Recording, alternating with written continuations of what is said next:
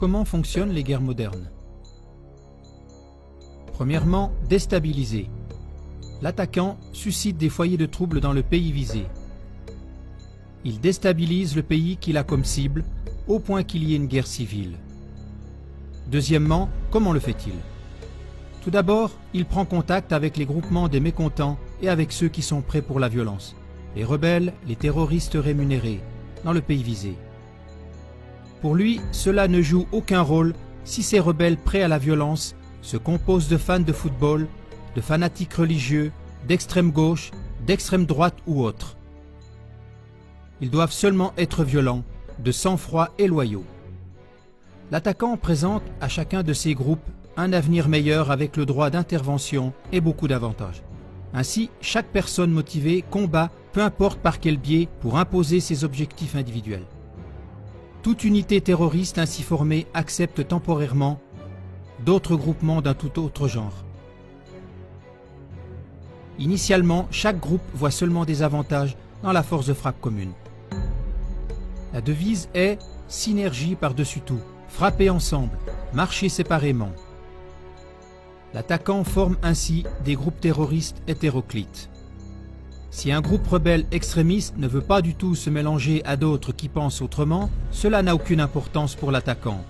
Il le sépare pour des objectifs particuliers, par exemple pour des attentats suicides, etc. Troisièmement, l'armement et le financement. Au travers de mercenaires de son propre pays ou d'un autre pays, il forme les groupes de rebelles rassemblés préalablement en groupes de terroristes.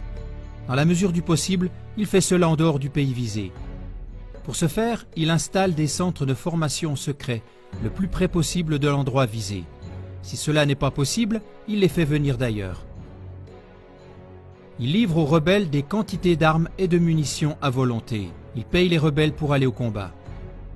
Quatrièmement, l'attaque. L'attaquant étranger met en pratique son plan de combat de façon ciblée. Suivant la stratégie, il attaque aussi de façon ciblée des personnes civiles. Son but est surtout d'attirer l'attention des peuples et de susciter le cri au secours venant de l'extérieur.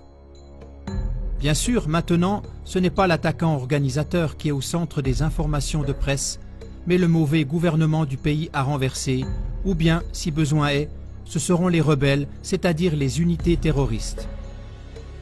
Cinquièmement, les buts du véritable attaquant sont toujours les mêmes.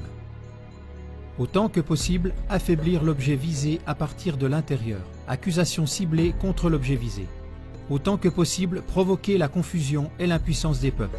Autant que possible, créer le besoin pour un secours militaire venant de l'extérieur.